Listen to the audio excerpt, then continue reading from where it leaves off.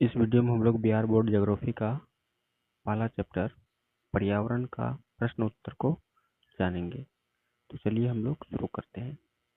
तो इसका पहला प्रश्न है कि पारितंत्र क्या है। तो सजीवों और उनके आसपास के वातावरण के बीच का संबंध पारितंत्र कहलाता है, क्योंकि सभी जीव जंतु, पेड़ पौधे और मनुष्य अपने आसपास के पर्यावरण एवं एक दूसरे पर निर्भर होते हैं।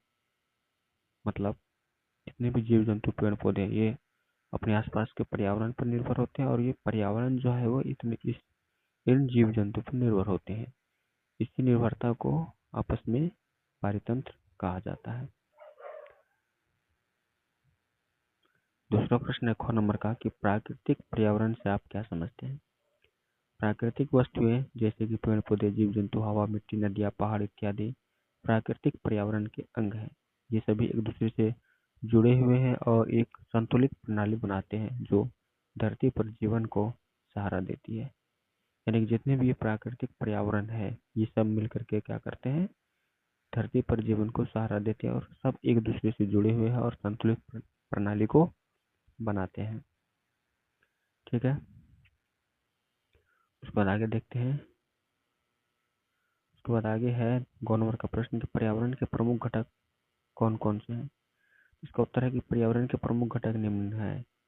प्राकृतिक पर्यावरण प्राकृतिक घटक के अंतर्गत आता है हवा, पानी, मिट्टी, नदियां, पहाड़, जीव जंतु, पेड़ पौधे इत्यादि। वही मानव निर्मित घटक के अंतर्गत आते हैं सड़कें, पुल, मकान, पार्क, कारखाने इत्यादि। और मानव घटक के अंतर्गत आते हैं परिवार, समुदाय इत्यादि। ठीक है, उसको अगला प्रश्न है 2 नंबर का कि मानव निर्मित पर्यावरण के 4 उदाहरण दीजिए। तो मानव निर्मित पर्यावरण के 4 उदाहरण है, पहला है सड़क, दूसरा है घर और स्कूल की इमारतें, तीसरा है बांध और चौथा है पुल। ये सब क्या है, मानव निर्मित पर्यावरण के उदाहरण है। इसके अलावा भी बहुत सारे उदाहरण है। ठीक है, तो इससे आगे देखते हैं। फिर अगला प्रश्न है 4 नंबर का स्थल मंडल क्या है। पृथ्वी का सबसे ऊपरी परत को स्थल मंडल कहते हैं। यह चट्टान और खनिजों से बना होता है और इसके ऊपर मिट्टी की पतली परत बिछी होती है। इसी को स्थल मंडल कहते हैं। 6 नंबर का प्रश्न है कि जीवीय पर्यावरण के 2 प्रमुख उदाहरण घटक क्या है। जीवीय पर्यावरण के 2 प्रमुख घटक क्या है। तो जीवीय पर्यावरण के 2 प्रमुख घटक है, पहला वनस्पति जिसमें पेड़ पौधे आते हैं और दूसरा है प्राणी जिसमें जीव जंतु आते हैं। अगला प्रश्न है कि जैव मंडल क्या है।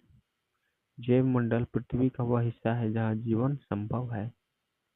जैव मंडल धरती का एक पतला सा हिस्सा है जहाँ जमीन, पानी, हवा मिलकर जीवन को संभव बनाते हैं। यानी कि धरती का वह क्षेत्र जहाँ पर पानी, हवा, जमीन सब मिलकर के जीवन को क्या करते हैं, संभव बनाते हैं। ठीक है, उसके बाद अगला प्रश्न देखते हैं 2 नंबर का कि सही उत्तर चिन्हित करें। प्रश्न है गौरव इनमें से कौन सा प्राकृतिक पारितंत्र नहीं है। तो मरुस्थल प्राकृतिक है, वन भी प्राकृतिक है, तो इसका उत्तर हो जाएगा ताल। दूसरा प्रश्न है इनमें से कौन सा मानवीय पर्यावरण का घटक नहीं है। तो स्थल, धर्म और समुदाय। धर्म भी मानवीय पर्यावरण का है, समुदाय भी मानवीय पर्यावरण का है, तो ये होगा स्थल।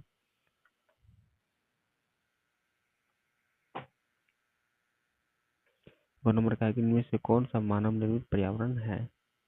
तो पहाड़ प्राकृतिक पर्यावरण है, समुद्र भी प्राकृतिक है, तो ये जो सड़क है ये मानव निर्मित पर्यावरण हुए। अगला घ नंबर का कि इनमें से कौन सा पर्यावरण के लिए खतरा है।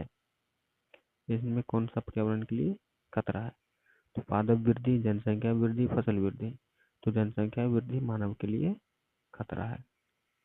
अगला प्रश्न है 3 नंबर का निम्नलिखित स्तंभों को मिलाकर सही जोड़े बनाए। जैव मंडल क्या होता है। जैव मंडल वह संकीर्ण क्षेत्र जहाँ स्थल, जल एवं वायु पारस्परिक क्रिया करते हैं, वही क्या होता है, जैव मंडल होता है।